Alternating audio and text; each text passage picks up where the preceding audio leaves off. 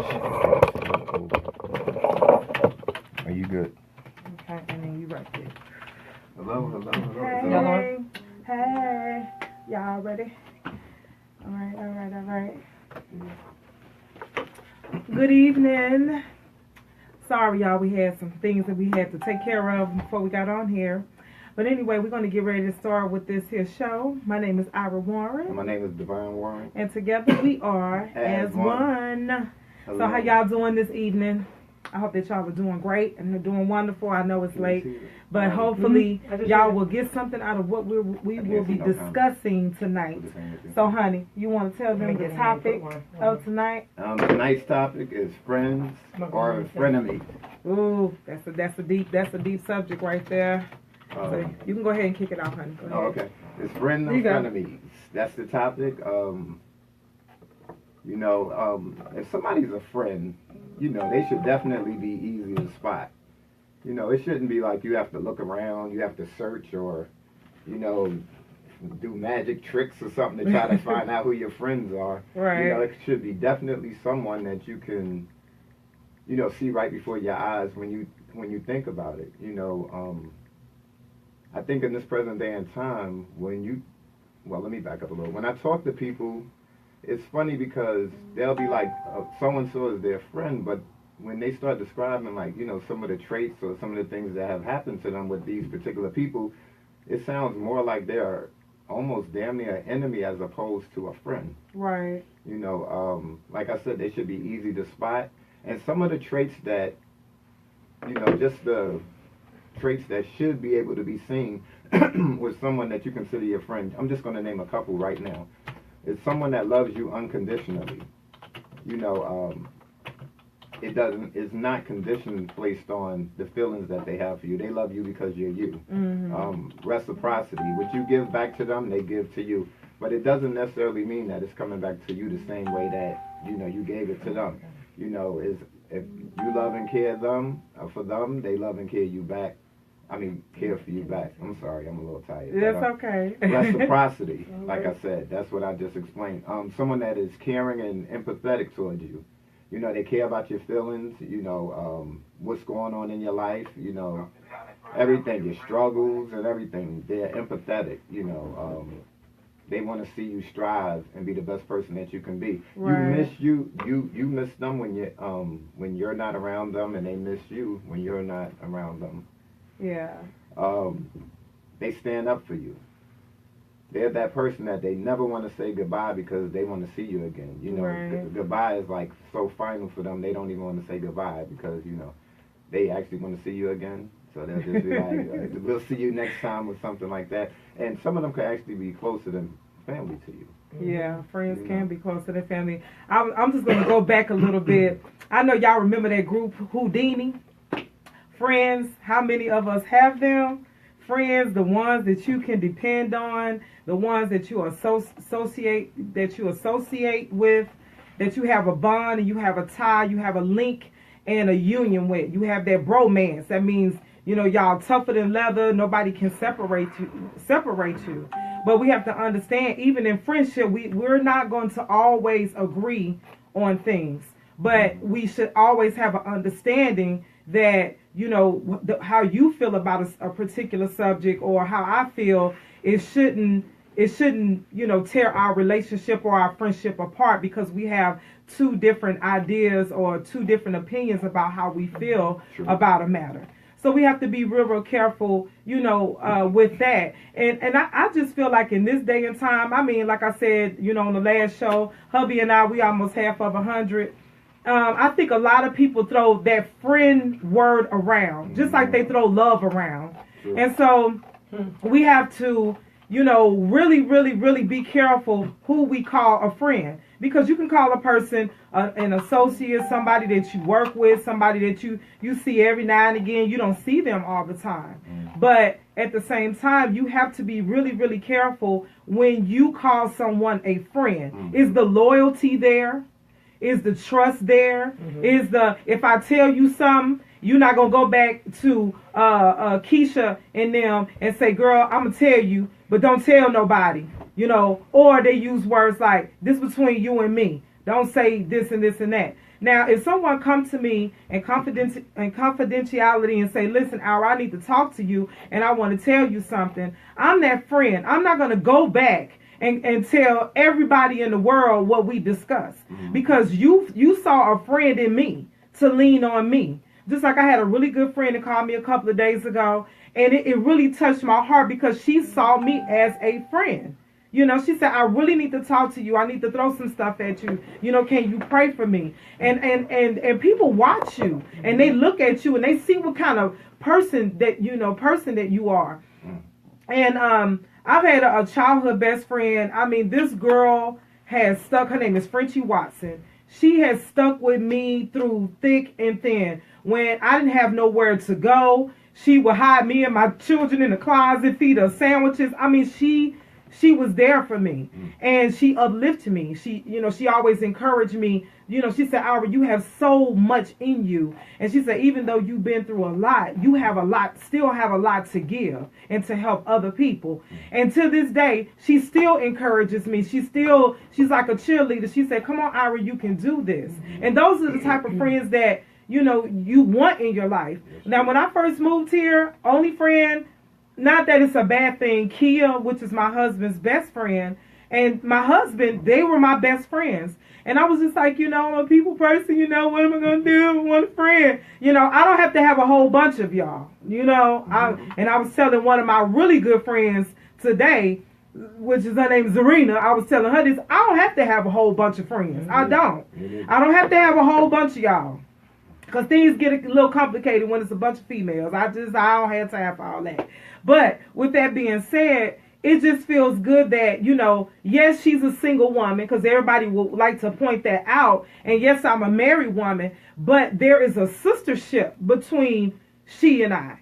I can talk to her. Chrissy may call me. Tiara may call me. There is a sistership there that we have. There is something that, you know, maybe I can't talk to Z about, then I can talk to Tiara about. If I can't talk to Tiara about it, I can talk to Chrissy about. You know, so God is giving me a circle of people that I am comfortable being around, and that these women that I can talk to and I can genuinely pour my heart, because I'm the type of person, if something happens to me, you will never know unless I open up my mouth, you know, because if you just this friend that's always got a bunch of issues, and girl, you just a killjoy every time, you just like, you know what, Iris, she's so sweet, but every time she opened her mouth, she got an issue. I don't want to deal with her, you know. So you just have to be careful.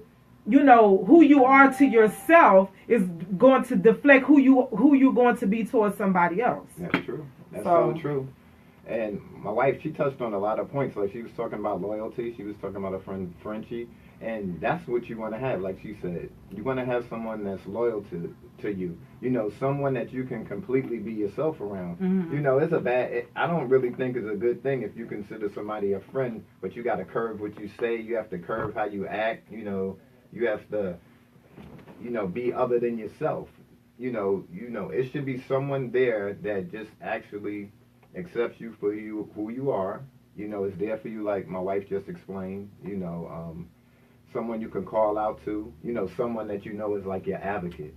You know, if you're doing something, they're there. They're like, okay, you know, I was doing something, I'm going to be there for her. I'm going to be the best person I could be towards her. You know, they give you suggestions. Like if you're going through something, if you're having problems, if you're having a bad day, you know, they'll try to come with you and give you ideas so that y'all could come with some type of solution. They're part of your support system. You know, a true friend should definitely be part of your support system.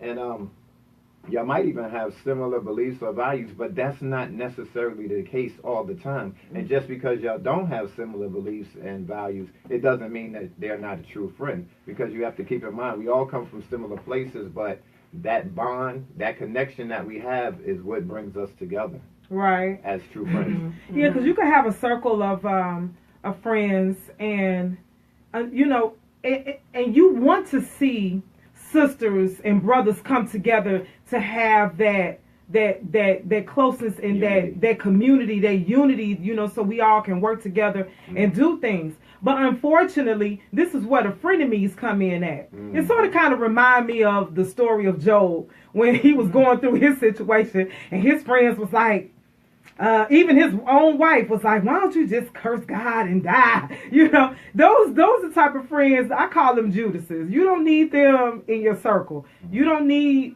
those people that have that negative energy that's coming into your life, and they always just bringing that negative, and they around you, and they want to be around you so they can see what's going on with you. They either doing, it's a couple of things. They want to be around you to keep up with what you're doing. They're opportunists, A lot of them. or they just want to try to sabotage what it is that you're trying to do. That's what some frenemies do. They try to get in your circle, figure out what you're about, what you're trying to do, so that they can sabotage. Because it's so easy to applaud, but what's behind the applaud?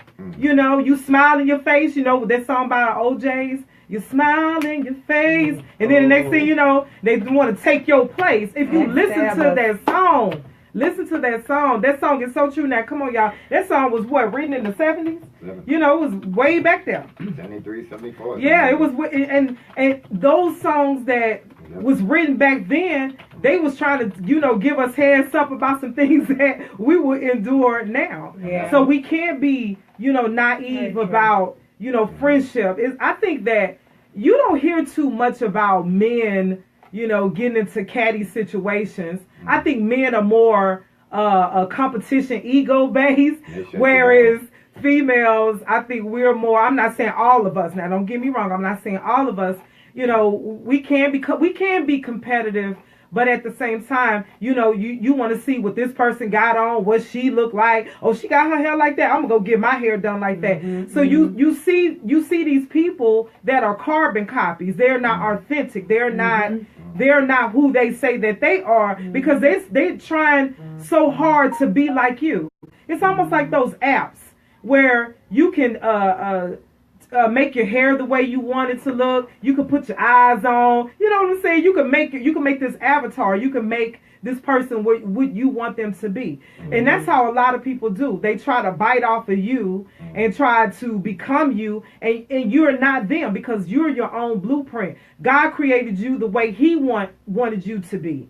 So you need to stick with that. You know, be comfortable in the skin that you're in. And that's a shame, because you have a lot of friends, you know, oh, her hair's so pretty. Oh, she's so talented. Oh, how come she went to Harvard? Oh, she got a college education. And then if you do have some of those things, it still seems like it's not enough. Yeah. It still seems like it's not enough. But I want to ask Z a question. I want to ask Z a question. Oh, you know. Z, I was talking about how, you know, as women, you get into a situation, you get into a situation where you have someone that's like in competition with you. How do you handle that? How do you deal with that? I've learned to handle. Let me put that disclosure out, because I didn't always handle it the right way. To handle it, the way the Holy Spirit will lead you. One thing that we do is we like to say, well, you do this that way. It's not a direct way to handle, because you're dealing with people. You are supposed to walk in God's peace, and you're also supposed to work in His direction, but He knows their hearts, and He knows what they're dealing with. You may not. So I definitely think praying and ask the Lord what they're dealing with is the best way, because a lot of times we don't give people grace that God wants us to give them. Everybody deserves grace. Right. Now, if He tells you to let that person go, then you have to. But if He tells you to keep that person in your life, it might be something in you that they need in order to get to where God is calling them to be. So I think you have to just be prayerful and mindful of it. But I've definitely learned not to let it get to me, because I used to let it bother me. And so it would actually, the things that they were coming against me with in the competition and all that, used to make me actually take 10 steps back instead of 10 steps forward, because I would feel like I wasn't good enough, or maybe they could do it better than me, or if everybody's, you know, laughing about me or always in competition, like, I just want to serve the Lord. Right. So what is all this competition about? Maybe I shouldn't go for it. Maybe I should just stay behind, because it ain't supposed to be all this strife, and God had to like renew my mindset. So the two ways that I handle it is first to either give them grace, or to give them a go, like bye, like let them go. Yeah. There's no middle ground. Like, you can't say, I'm going to see either God says to keep them there or to let them go. So you just have to know where to put people. But everybody, so a lot of times it's a go now. A lot of people, he's telling me to let them go because you cannot. I think I had me put up a picture, which I forgot who wrote it, but it was good.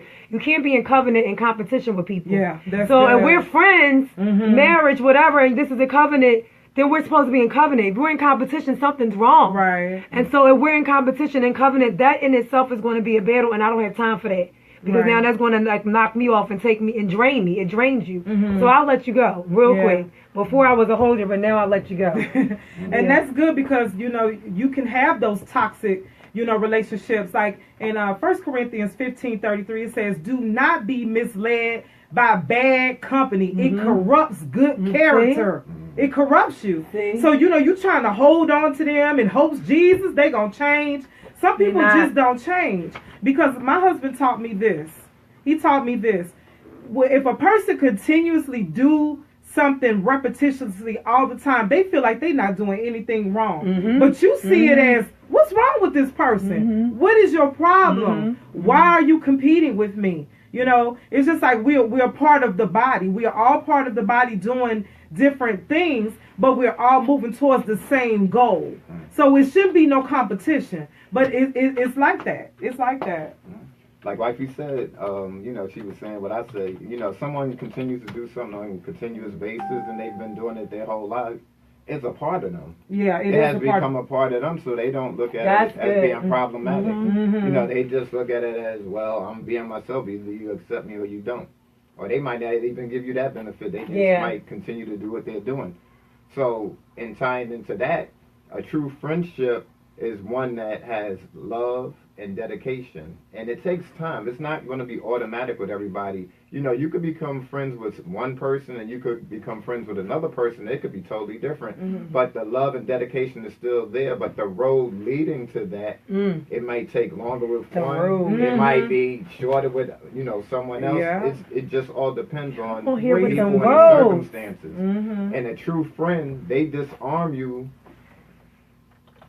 by being loyal. So now you don't feel fearful around them, you know, because they prove that they're trustworthy. So now you feel like you can actually be yourself around this particular person. You don't have to hide who you are. You know that they care about you, you know, and interacting with them, you see that there's really no bias. They want you to succeed, and, you know, they're really there for you. Another thing that they can do, they give you compliments. Yeah, and I'm going to add on to that. I was reading, you know, just reading some different things, you know, where in Luke 6:31 it says, do to others as you would have them doing to you. Y'all, it's hard sometimes, like, for real. You giving your all, you smiling, y'all having a good time, only to find out or pop up, you get a phone call from the person, you never know they had some underlying hate for you. And you just like, how? I thought I was reflecting and giving to you how I want you to be a friend to me. And the whole time they jealous of you, they're envious of you, you know, they just like, well, you know, all this stuff is happening for her. I mean, dang, you know, I gotta stick around because this is not gonna happen. I gotta sabotage this thing. And you know, I call those, you know, people, I call church folks, I call them holy hitchhikers. They'll hold on to you and ride on. Ride on. Come on down the road with me. And then like I said, only to find out that nothing was ever mutual between y'all. Wow. You never had anything, those building blocks that y'all were building as friends, somewhere in between, you still building with solid blocks, and they decided they want to take the cheap route and start adding something else to their rocks to build with, and then it start crumbling on their end, and then they upset with you. You know, because if you're going to come together and you're going to do something, and you say, listen, we're going to do this, but let's have an understanding. I think the most important thing is to keep an open communication at all times. So you can have an understanding. I'm not going to tiptoe around you and assume this is cool, and I'm going to assume that this is okay. Look, I'm going to ask you, listen, is it a problem? Because things have changed a little bit. Because it could be some underlying stuff, because everybody go through issues and they go through problems, and I get that. But don't take your issues out on me because you're going through, and it could be somebody else that you may be struggling with. So I just want to give this little small testimony. Okay. Now, when I first moved here, I jumped right into theater. I wanted to do acting. My husband was like, okay, we're going to get you out there. So I intertwined with some other sisters. We all, everything was good. If you tell me to be somewhere, I'm faithful to being there on time, doing what is asked of me. So now everything is cool. We go through the play. All is well. So I haven't talked now. Now the director that had put on this play, I hadn't talked to her in a year and some months.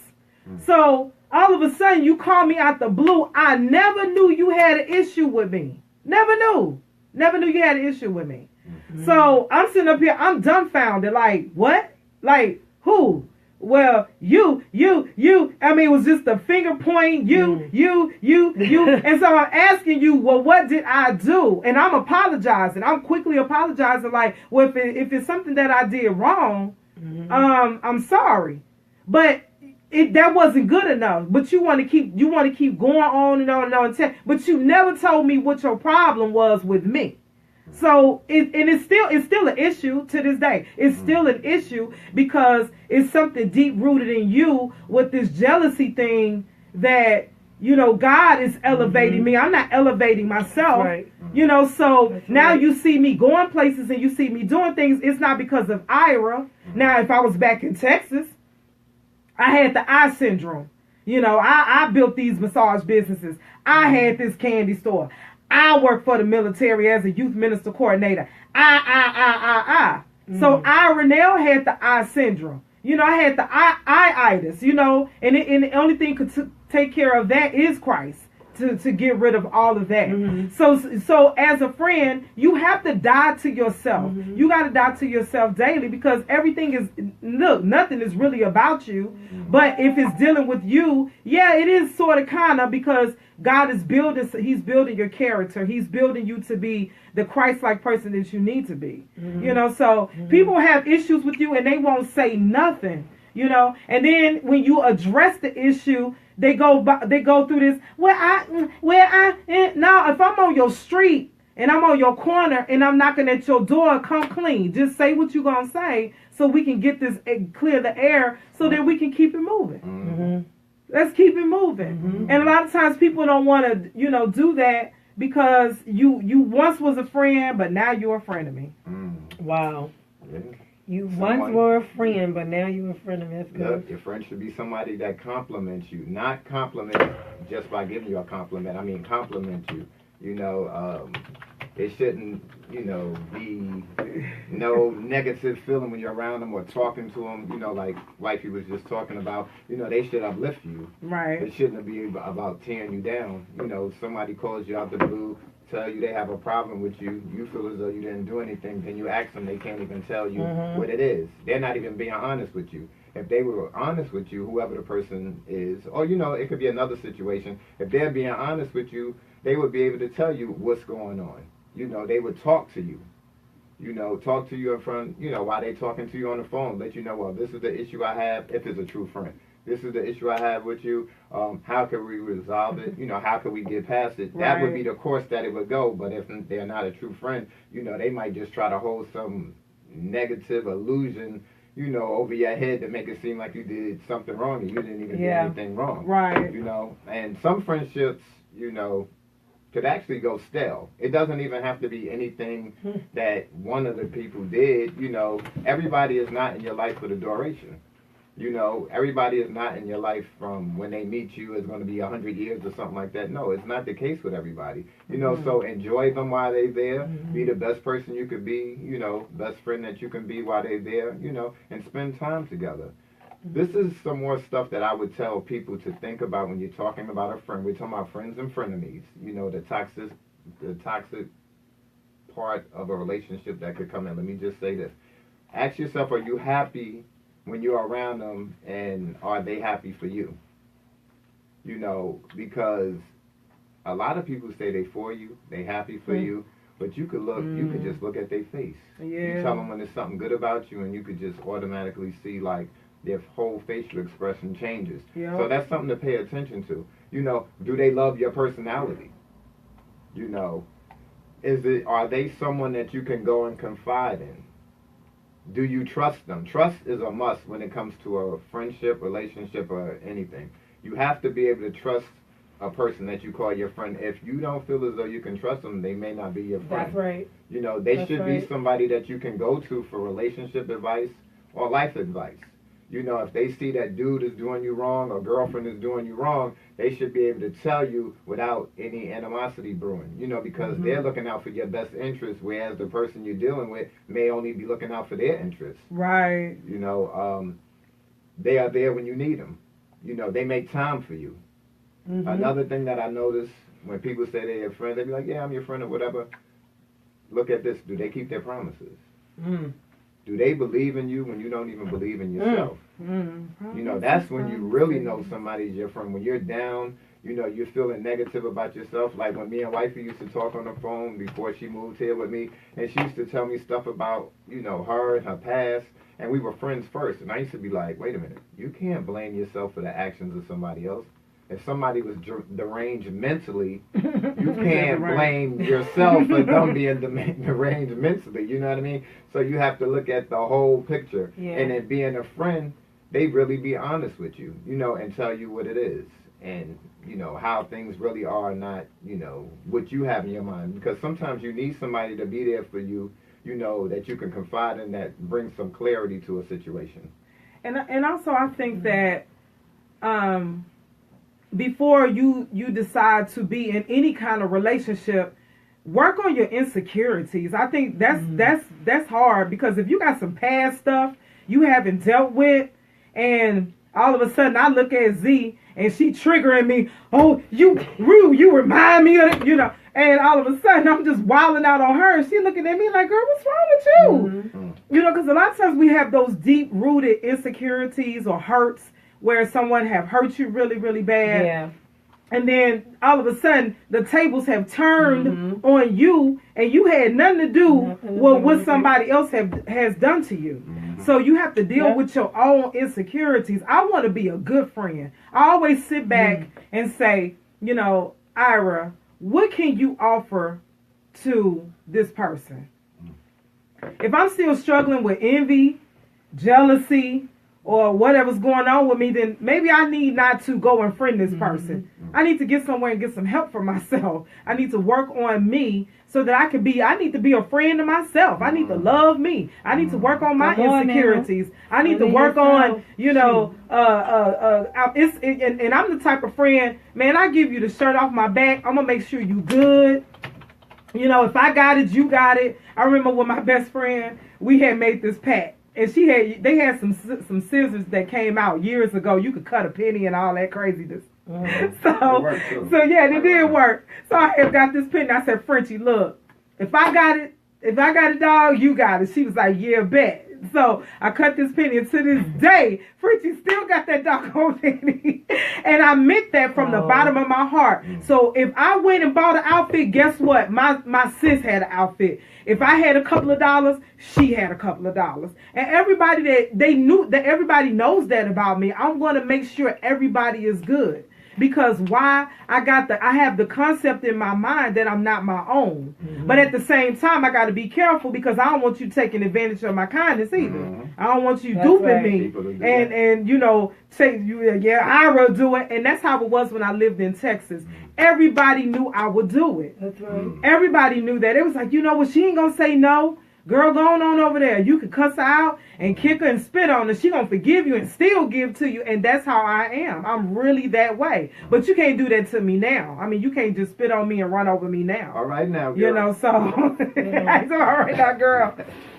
So, you know, you just have to be really, really careful with what you're putting out. What energy are you putting out? Because what you put out is what you're going to draw. That's right. Because listen, I don't need no Debbie Downers.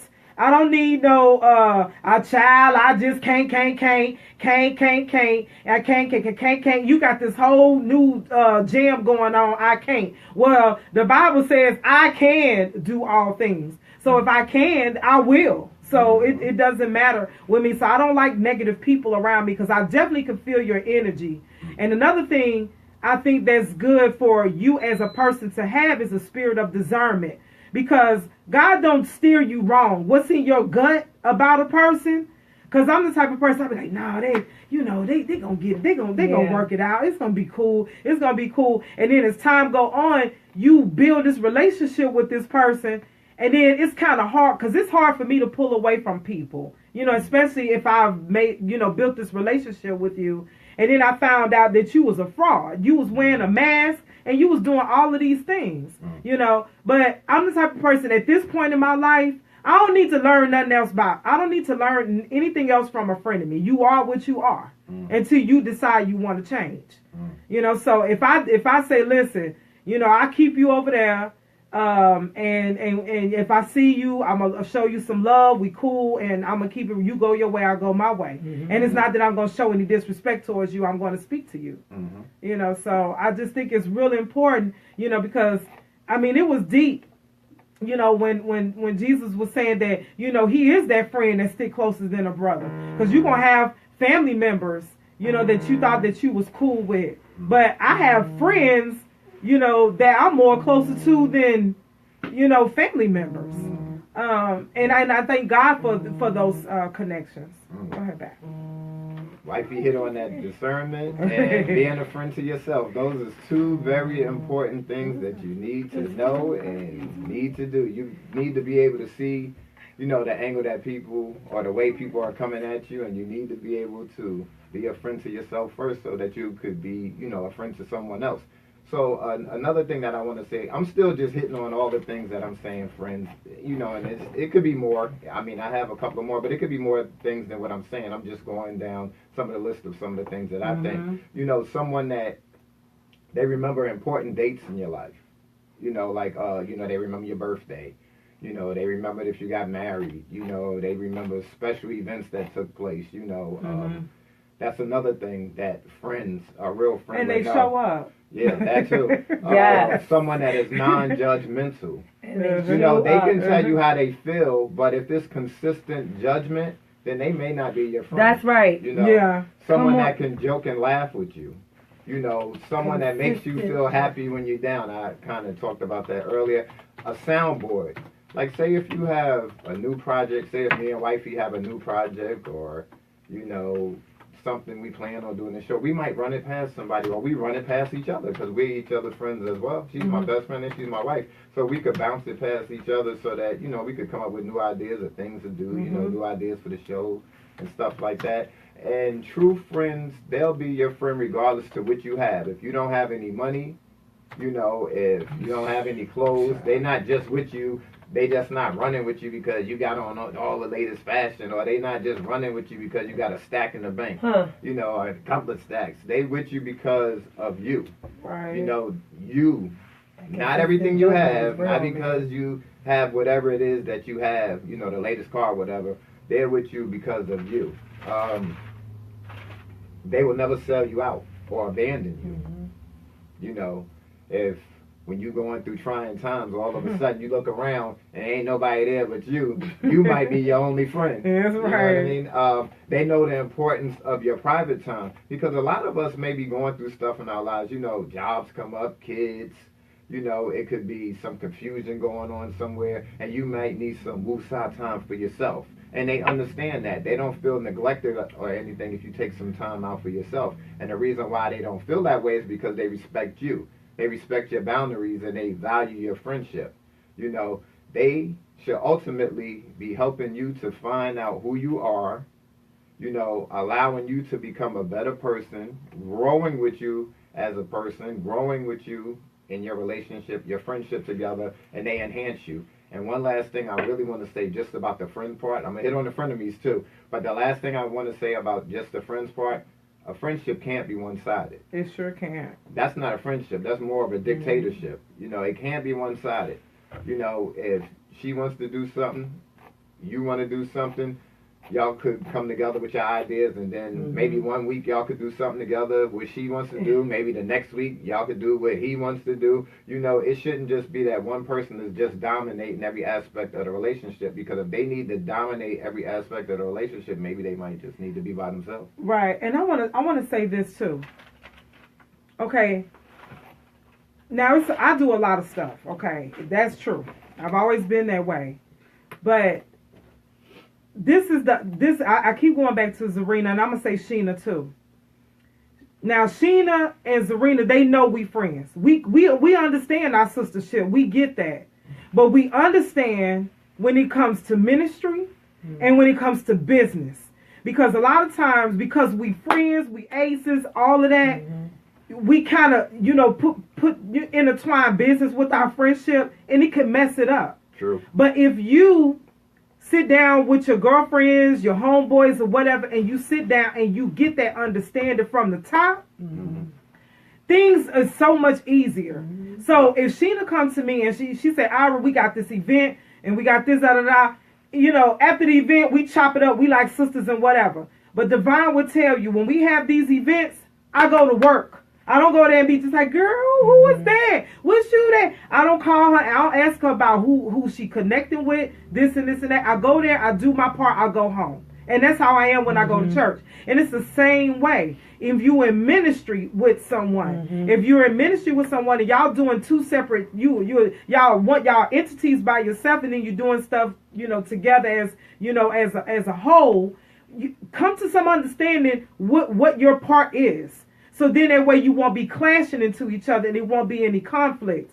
Because some people feel like they got to be in competition with you when you're in ministry. I mean, hello. We created we created by the same God, made out of the same stuff. Chill out. We all bleed the same. Because at the end of the day, if I cut, you gonna bleed and vice versa. So chill out with all I'm trying to be better than you. Because who are you really impressing? Because God says, he who is humble, he will exalt.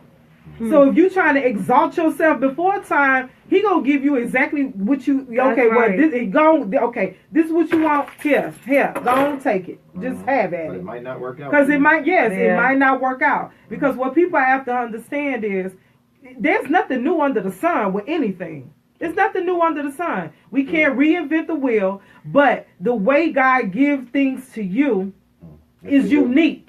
And how you do it. Everybody's not gonna do it like you do it. So okay, good. Right. We got that understanding. So with that being said, if you understand everybody's plight, then you won't be having all of these altercations and running in trying to be like somebody and I wonder what Z gonna wear to church Sunday. I wonder what she gonna pray Sunday. What's she gonna do? When is her husband coming? Oh, I hope he look like Boo Boo the Fool or somebody. You already praying against that person. You already saying something against that person. I'm just being honest, because people are already trying to curse you from the root before I even get to your blessing. Demons. And so and the Bible also says in Proverbs 22:24-25, it says, "Do not make friends with hot-tempered folks." Listen. Let them go. Because what's going to happen is you're going to learn their ways, and then you're going to become easily ensnared. Why God said it like that? Because if they loud and acting a fool, they're going to cause you to be loud and act a fool and take you out of your character. So if a person is a friend, you should always, be at your 6-inch voice, talking to each other in love. I don't talk to Z every day. I don't talk to T every day. I don't talk to Sheena every day. But at the end of the day, we understand our position and we understand who we are to each other. So if I'm trying to be something that I'm not, people automatically pick it up and say, "What's wrong, Ira?" Like Divine, I could be someone. He said, "Babe, what's wrong? Are you good?" Right. Now it could be. I remember I was at home just chilling, minding my own business. Ring. Hello. Hey girl, what's going on with you? Z automatically knew something was going on. She's like, don't tell me. There ain't nothing going on with you. I know something going on. So I had to, sis, sister going through this, blah, blah, blah. She said, I knew it. And then she'll pray for me and get off the phone. But I've never once had somebody to come back to me and tell me any conversation that she and I had, ever. And that's a friend. That's a friend. When you know that you can confide and talk to somebody like my husband. I've never had nobody come back and tell me no nothing. And that's why I say if it's an issue with somebody, I'm the girl to bring it to. Because if you call and you tell me about somebody else, oh honey, we 3-waying on this here thing. Come on, you sure I do. am going to 3-way you. My girlfriend that hung up on Yeah, we gonna 3-way. Hold on. We fixing to call the person that you said. I don't need you to talk for this person because they're still living and breathing. So we gonna call her. I'm your girl for that. I will call you. That's what I will do. Yeah. Wifey over there, she talking about them frenemies. I'm just Look, saying. I said I just finished talking about the friend part. Now I'm gonna talk about the frenemies. You know, that person that undercut you, hit you below the knees every time, and then try to front and act like they your friend and smile in your face. The backstabbers, as Wifey said earlier. But a frenemy is someone that's not quite a friend or enemy. It's somewhere in between. They fall somewhere in between. They pretend to be a close friend, but they're actually your rivals. You know, they act almost as worse as an enemy at times. You know, now some of the things that frenemies do. One of the main things that I see is that they gossip. Yes. You know, if you go to tell them something, they running it past somebody else. Oh, girl. Look, It's our girl. let me tell you what Ira just told me. You know what I mean? And then they tell the next person with the intent of causing harm to whoever it was about. Yeah. You know what I mean? And then let me flip it one even further. You might not even have said nothing. They might just make up something just to cause some chaos and confusion because they see that you're so cool with that other individual. You know, so gossip, you know, they keep secrets and they're not honest. I was just talking about the honesty. You know, the reason why I was talking about the gossip is because on social media, nowadays, everything is done socially on social media. And I'm saying socially because it's everything. It's likes, dislikes, I said this, you said that, pictures, you know, posts, happy faces, funny videos, everything is done on social media. That's the way a lot of people communicate. So you could start running into people that you don't even really know. You know, and they see that you're making moves and you're doing, you know, things that you want to do, like, you know, doing it plays like Wifey was doing, we doing the show, books, whatever the case may be, and then they start to become jealous and envious. You know, and don't even really know you, but on Facebook or Instagram or wherever, they consider you a friend. You know, I see a lot of people put crazy videos up of some of their people that they call their friends. If someone puts a video up on social media, wherever platform it may be, and you're like in a compromising situation, doing something that maybe you shouldn't be doing, or maybe doing something that everybody shouldn't, you know, be seeing. It should be something between you and your significant other or you and the people who are just around. They're not really your friends. Those are more like a frenemy. You know what I mean? Because they're doing that to cause you harm. You know, a lot of them are negative towards people because they have a negative feeling about themselves. So they project their negativity on other people and attack them. You know, a lot of the times when people don't feel good about themselves, what they do, they're not going to come at you in a loving, caring manner. They're going to lash out at you. And that's what a lot of them tend to do. And like I said, it's because they're jealous. You know, a frenemy, they'll expect all your time to be consumed with them. Yeah. You know, they want all the attention to be on them and they want it to be repaid with interest. You know, they want it to be, look, it's almost like they're a spider. They're in the corner. They get you in their web, and they want to keep you consumed, all tied up within their web. And that's how our frenemies are. Another thing they do, they'll love to put you down, especially in front of others. And the funny thing, I've seen this done a lot on social media and in public, you know, in person. And what they do, they'll try to use their humor or say it as if it was a joke to try to cover it up. But in actuality, they were trying to be malicious towards you. You know, but the front is, oh, no, girl, you know, girl, I was just joking with you. Or the dude be like, fam, you know, it wasn't even like that, bro. You know what I mean? I was just trying to make it look. No, at the end of the day, they trying to be malicious with it. Yeah, because I love this saying that Will Smith said. He says, never underestimate the pain of a person because in all honesty, everyone is struggling. Some people are better at hiding it. You know, a lot of people are good at hiding their insecurities.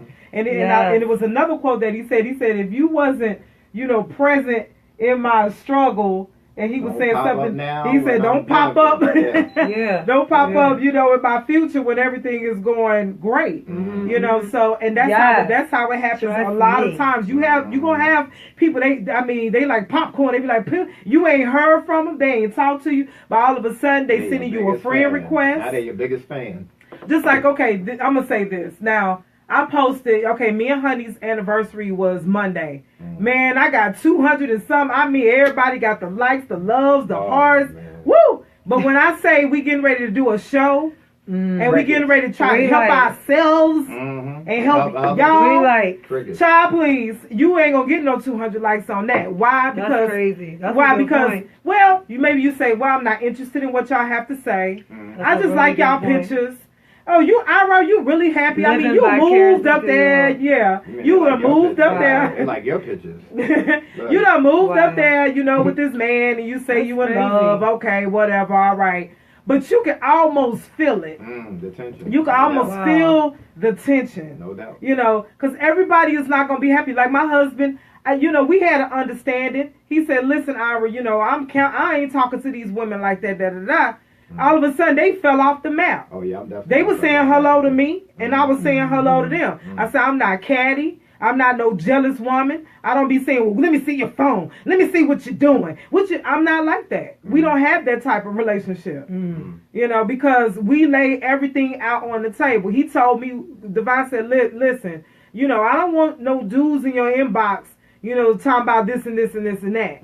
And talking about they care about you because he's gonna figure it out. Now Divine, he was smart. Before I moved here, he knew who was on my timeline. He wrote them Negroes' names down. I was cleaning up. I said, what the what? Who is what? He was like, I got to keep an eye on them. I watch They everything. not your friends, Ira. I was like, what? I ain't never slept with these dudes. He said, don't you don't matter. have to. It don't Yo, that's matter. something I He had to said, learn. you don't have Yeah. to. That don't matter. He said, you don't have They to. waiting for the opportunity. You to know, open so up and even present if you itself. are, That's hilarious. if you a married woman and you saying this was my homeboy from home, you know, high school, we cool, and you married and your husband say, cut that out, Cut it. cut it, cut it, Cut it at the cut throat. it, cut it. I You don't better understand. cut it.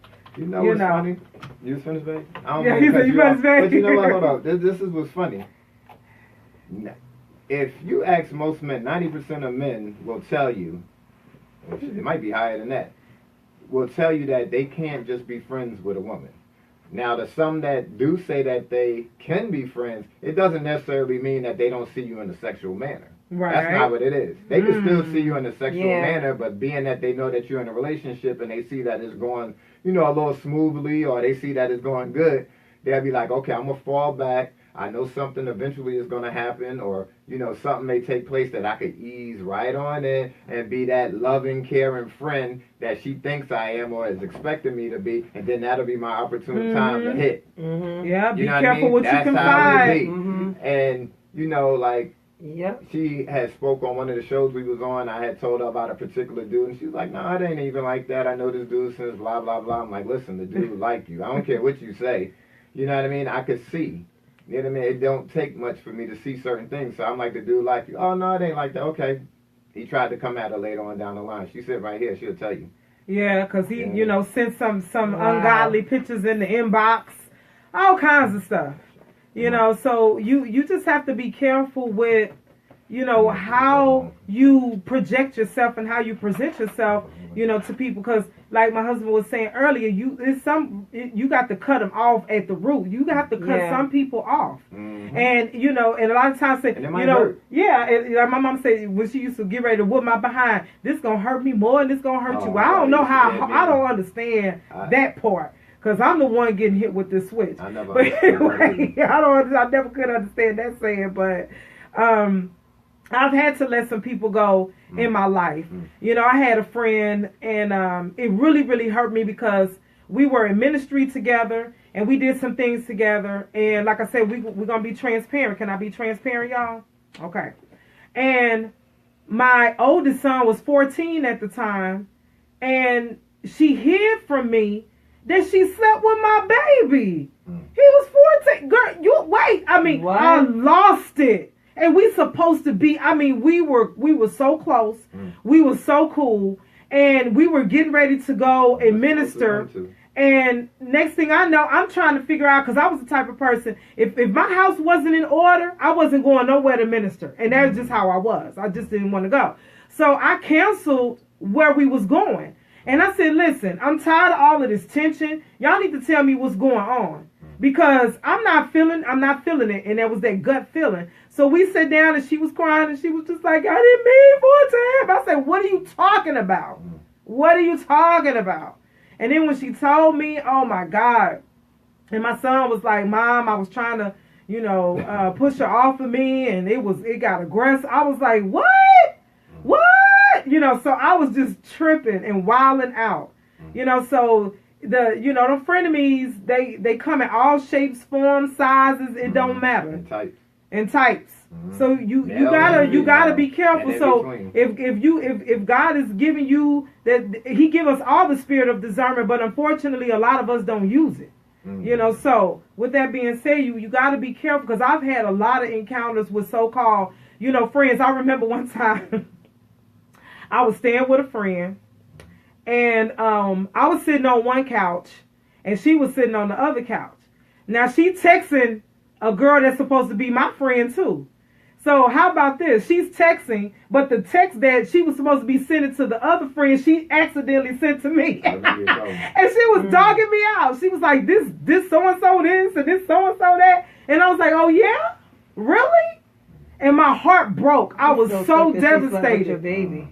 I was like, really? I was like, but me and you, I thought we was cool. I invited you to my house. You was with my children. And I was going through a separation. I was going through a divorce. She let me come stay with her. And I was so hurt.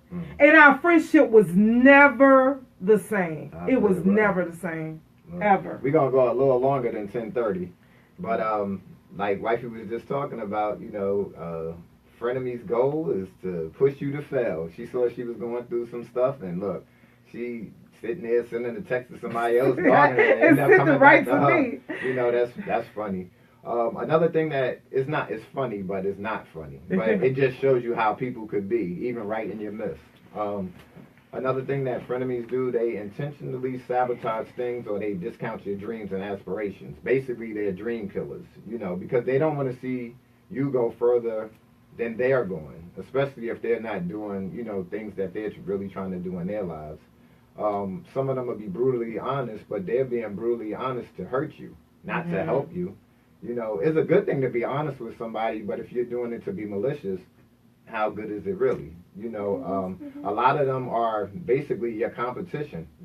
They just wanted to compete with you and everything. So you'd be like, look, I got the new iPhone, or I got a new car. They be like, girl, I'm going to get that brand new Jaguar that just came out, or I got the new phone, just to try to belittle you and make you feel less than. They give you advice to make things worse.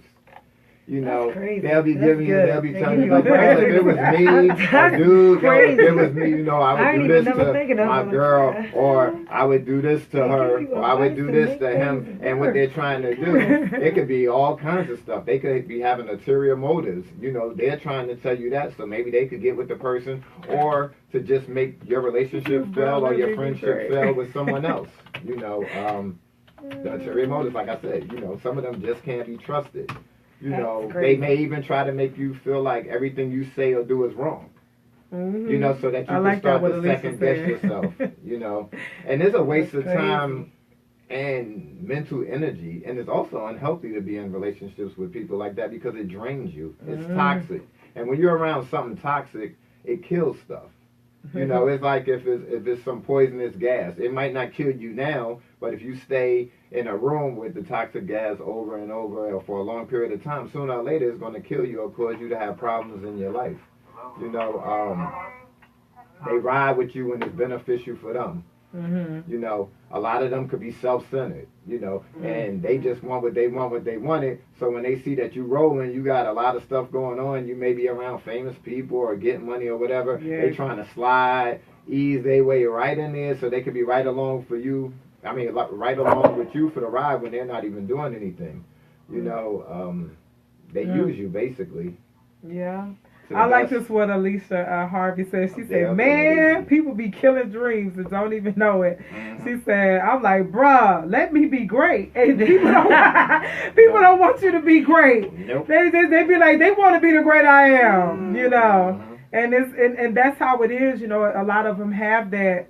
That's what I was saying last week about people have their own trinity. You know, it's me, myself, and I. Mm-hmm. You know, it's like you can get with this or you can get with that. This is the program, and you going to do as I say and not as I, you know. And so some people just got that aura about them. Mm-hmm. You know, so you have to show yourself to be friendly in order, you know, to... you know, to give what you want people to give back to you. Mm-hmm. And a lot of times, unfortunately, in this day and time, and like right now, we not going to get that, because if everybody in the world was just super nice and kind, so you got to have that mixture in your life. You got to have those foes in your life. Yes, you do. You got to have them foes in your life. You know, so that way it can be a balance. You got to have those they follies and they foes. You just come, well, whatever. Let me see what you're talking about. You know, so because I like it because it really showed. Did I get upset last week? Yeah, I did, because it caught me off guard. You know, because I mean, I didn't consider this person a friend, but you know, I considered this person as somebody that we did ministry together, and we was moving towards kingdom stuff. That's all I was worried about. I wasn't calling you every day, girl, what you doing? Girl, you want to go get some, you want to break bread? Because I don't break bread with everybody. Mm-hmm. You know, because you will go out with somebody that really don't like you, and you be like, girl, I'll be back. I'm going to tell y'all, this did happen to me. This was when I was in my teens. I had this girl, I thought we was real, real cool. And she had this thing, you always got money. You always working. You always helping somebody. So Frenchie and I, we was sitting there, and she said, okay, well, we're going to go to the restroom. But it was another friend of mine. She was watching our purses and stuff. So we had went to the restroom. And I guess the girl didn't know that my friend saw what she did. This girl spit. She spit in my drink. Oh, wow. So when I got back, oh my gosh. So when I got back, everybody knew how I was. So the girl, she said, I need to holler at you. And I was like, okay. She said, don't drink your drink. And I was like, why? She was like, this girl just spit in your food. I was like, what? And I just lost it. You know, I lost it. Now you at a club and you drinking and you pouring it up. So, you know, you already intoxicated. So my levels was high. And so next thing you know, I'm grabbing the girl by the back of her neck. Like, why you spitting my, you know, and she was like, I don't like you. And you just think you all that. No, boo-boo, you think I'm all that. That's right. It's you that think I'm all of that. That's right. So you start building all this stuff up in your mind, and you think I done had a conversation with you about me. No, this is what you think about me. I said, but you gonna spit in my food? I was upset. So from that point on, I just really never broke bread with nobody unless I'm going in the kitchen cooking it for you, because I just don't trust nobody. I'm like, why would you spit in? I was livid. Why would you spit in my food? Wow. You know, and I didn't do nothing to her. It was just she had this vendetta against me working hard and taking care of my children. Like, for real? Some people don't like, you know, and it's like that. And I see so much of that on Facebook. Like, if I'm cool with you and I'm cool with somebody that you know, it's a competition between them two who gonna get Ira to come speak at their event. And this is what I do for them. I'm not coming to nobody's event because y'all childish, you catty, and you silly. Because the Bible said, oh, silly women. Get yourself together, because it ain't even about that. You trying to fight, well, Ira's my friend, and Ira's going to come over here, and I didn't want you to say nothing to her over here. And then one of the friends, she actually introduced me to her friend, so that we could come out and go and do some things out in Atlanta, you know, and kick it and stuff like that. But it just became a tug of war, and I don't want to be the person that you pulling on. So y'all pull amongst yourself, because I don't have time for it. And that's what I had to say about that. Yeah, like Wifey just said, some of them are trying to control you. You know, they try to change you, mold you into what they want you to be. You know, just totally disregarding who you are and your feelings. You know, they hide behind that facade that they trying to help you do something that benefits you. Like Wifey just said, why would you spit in my drink? Or why would you spit in my food? You know, that's just that hidden animosity. You don't even do nothing to somebody and they just coming at you crazy. And that happens a lot. It happens more frequently than we might think. You know, they lose their temper quickly towards you, you know. And wifey was explaining that she had to, you know, go back at the chick because she did that to her. One thing I know for a fact is that you never really know how someone is really thinking about you unless they tell you, or they show you through their actions. Their actions will definitely let you know what kind of person they are and what they feel about you.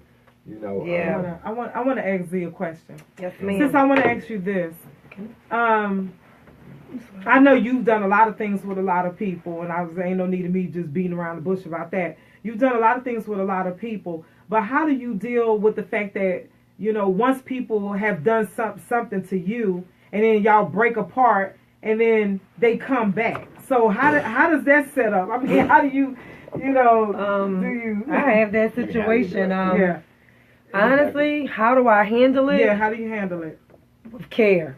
Yeah. Because I am understanding that the anointing has been given to me, and I have to protect that at all costs. And so that means that if the Lord tells me to allow somebody back into my life, it's for a reason, what we talked about earlier. But I have to be making sure that I'm hearing Him and not hearing my emotions, because I feel like maybe I can still help a person. So I handle it with care, meaning that I let them come. If they come back into my life, I start to pay attention. Like, I think you guys talked about it earlier. Like, am I talking to you and we're only always talking about drama? Then I don't know if you belong here, because you're pulling me back to who I used to be instead of who I am now. Right. So I'm learning to listen and discern. So when I'm talking to this person, if their hearts is still in the same exact place where it was before you left, then you need to go right back where you were. Yeah, that's but good. if I hear genuinely that this person, one, wants to grow and is growing, then that's when I'm like, okay, God, where now? Unfortunately, I've had that happen a lot, and I will say that nobody's ever been back in my circle the way they were before they left. It's just like we went from friends to we are associates, meaning I know you, but I don't trust you, what you talked about earlier. Once I lose trust in who you are and the God in you, then there's nothing you can do about that. You can call me and I'll pray with you, because I'm a child of God first.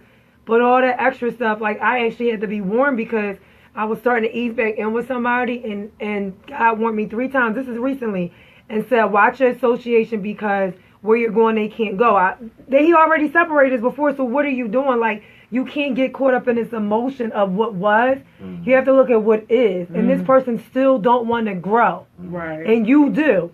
So it's nothing with the friendship, it's about what God says. If they don't want what you want, if you want all of God, you want all of what God has given you. That's what y'all talking about now.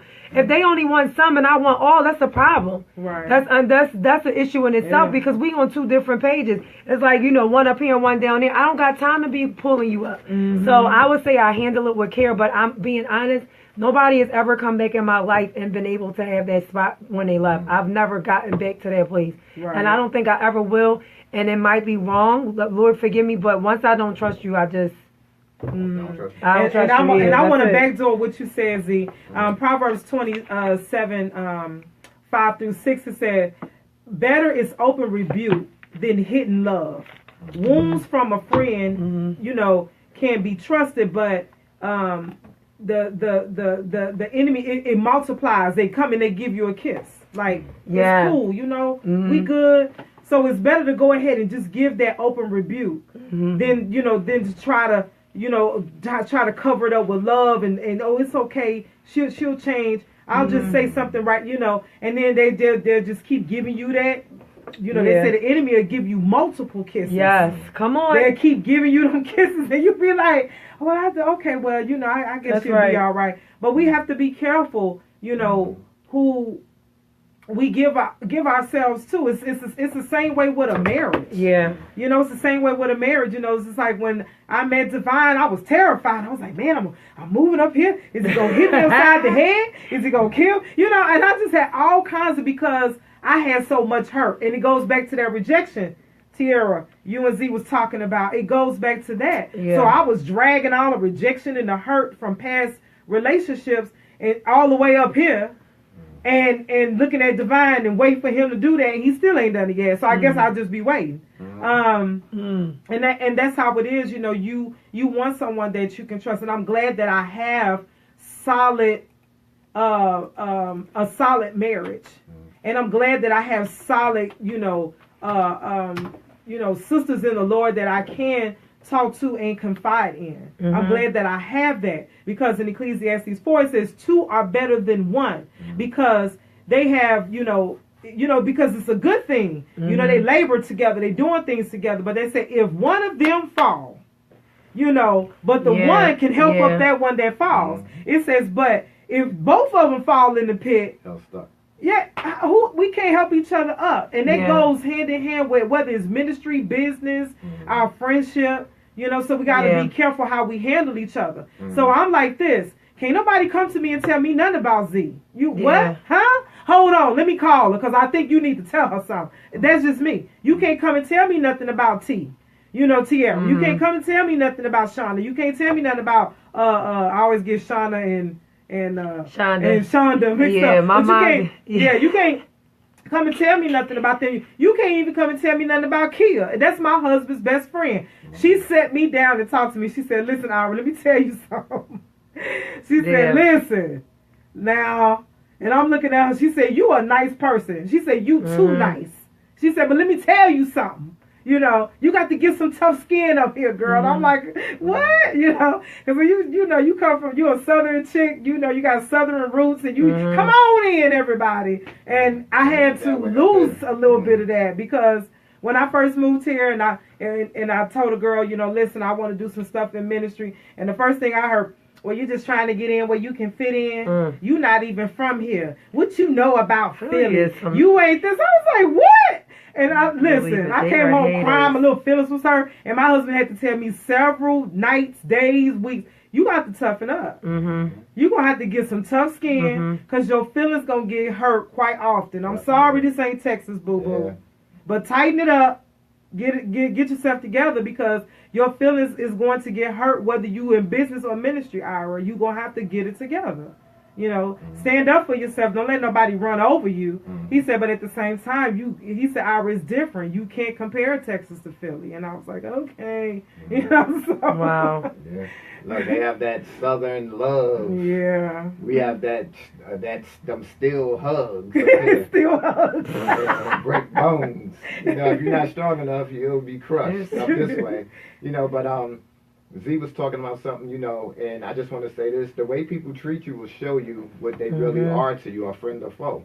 Because basically, when you lose that trust, or somebody do something dirty to you, or, they treat you some kind of way, you basically can honestly now see with your very own eyes that these weren't the friends that you thought they were. And another thing, watch out for people who are codependent on you. They want to ride your coattails or be so tight up on you, that they start to lose their own identity. They want to be you. Yeah. They become obsessed. You have to watch out for those kind of people. And if you feel like you have to watch what you say around a particular person, like I said earlier, they're not your friend. If they don't ask you questions about how is your day going, how's your family doing, how are you doing, that's another thing. They could be a friend to me.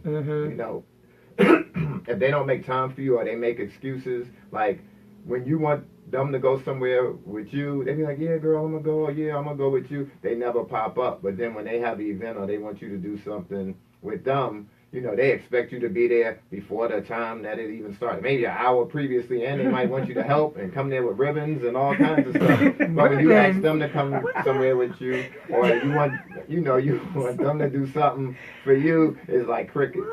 You call them, now it's going straight to voicemail. You send them a text, you don't get no response, so that's something to look out for. If it's someone that constantly asks you for favors, you do. Like, for instance, let's just say, they may ask you to borrow money. That's a sticky situation when people start asking you for money. I don't care if it's friends, family, whoever. You have to watch out for that, because if somebody feel like they could get it from you easy, they might start to continue to, ask you for that, and that could definitely cause problems in the friendship. Yeah. Or you go out to a mall, or you go out to a restaurant, and then all of a sudden, they forgot their wallet. If it's a dude or as a female, they forgot their money. Oh, girl, I'll get it back to you when we get home. Look, y'all get home, you let out the car, whatever. Okay, I'll see you tomorrow. They done skip. Oh look, the money done skip their mind. The money You know, done they're not skip their even mind. thinking about the money anymore. You know, and That's they don't. funny. It doesn't even matter to them if you're around. They could even care less if you're around or anything. Mhm. And another thing, like some people, you know, they just want to argue with you. You know, they want to always be right. And it don't even have to be just that they always want to be right. They want to put you down and keep you in a negative space if they're a friend of you. So these are some of the things that I'm going to tell you that you can ask so that you can find out if somebody's a friend or foe, friend or, you know, friend of me, or if you're in a toxic relationship with somebody. That's right. Are they nice to you? That, and, you know, that could be evident. That should be evident, you know, when you're around them or talk to them. People Keep really your being eyes nice. open and watch their actions. You know, how do you feel when you're around them? When you're in their presence, is it a good feeling? Is it a negative feeling? Are you unsure how you should feel? You know, is there some tension there? Do you feel as though they have genuine concern for you? You know, do they love you? You know, are they really worried about you if something's wrong? Do they actually even care? Do they ask you how you feeling? Do you feel that they are trustworthy? Do they make you want to be a better person, or do they try to tear you down every time, you know, every chance they get? Are they really for you, or are they there for you for what you have? You know, what else? Do they play games with your feelings and emotions? You know, there's a lot of people that do that. You know, they just do certain things to push your buttons just to see how they could get you to act, you know, negative or positive. And are they there for you when no one else is there for you? You know, are they just trying to be there in front, like just, you know, you on, you know, y'all taking pictures together, you know, they not really there for you because they want to be there for you, they just there, you know what I mean? And if you start to ask these questions and you get answers, that should direct you to, you know, whether they're a friend or foe. And I'm going to say two more things and I'm going to shut it down. Don't make excuses for whoever these people are. If they're not your friends, they're not your friends. That's right. You know, don't fake yourself out. You know, you be giving yourself the 52 fake out like, yeah, this is really my friend, but they do everything to the contrary of what a friend would do. Don't do that to yourself because you're causing yourself harm, and then you making them feel like they can get over on you, and then they'll continue to do it until you allow them to not do it to you anymore. And one other thing I wanted to say, like I said, it is what it is, and this is a quote. It's from a guy named Maurice Claret. He said, "Show me your friends and I'll show you your future." Again, show me your friends and I'll show you your future. So if that's the case, that your friends kind of could dictate the way you move and kind of could dictate the way your future will go, you may not want to be around a lot of negative people. They said that the 5 people that you are around the most kind of could dictate, you know, your movements in the direction that you're going. You could look it up. That's not me. I forgot who said that quote, but it's kind of true. They used to say if you hang with 9 broke friends, you're bound to be the 10th one. You know, so I'm just saying all these little things to just let you know, just keep your eyes open, watch who's in your circle, watch who you allow to come in your circle. You know, just try to be the best friend you can be. Hopefully, reciprocity will take place, and they'll be the best friend they could be towards you. You know, and everything will run smoothly. But like I said, if you think it's a doubt, ask yourself questions and watch their movements. And what's that quote, babe, that said, you know, keep your enemies... Oh, keep your enemies closer. Keep your enemies keep closer. your enemies closer. And the reason why they say that is so that you can watch and you could keep an eye on them. So if they're trying to attack you, you can see it from their vantage point because you got them right next to you. You know, so but you have some enemies that's looking at you from afar too. Oh yeah, definitely. Yeah, so that's why you always have to stay in prayer and let them surface like a blackhead. Pop them right on up so I can see you. Look, let them know. Let them know that you see them from time to time. Bust their little bubble. Yeah. Like, oh girl, I see what you're trying to do. Are you trying to play me? You gotta let people know. You know, sometimes you gotta check people so that you know you don't wreck yourself. Yeah, that's true. Very true. And very true. This is the end of our show this week. Yes. Hopefully somebody got something from what we said, and I'm sorry that it wasn't on the radio tonight. You know, a little technical difficulty, and hopefully that'll be worked out sooner or later. But As we always close out our show, my name is Divine, And my name is Ira. and together we are As one. Y'all have a good Peace. night. Good night, Peace. y'all.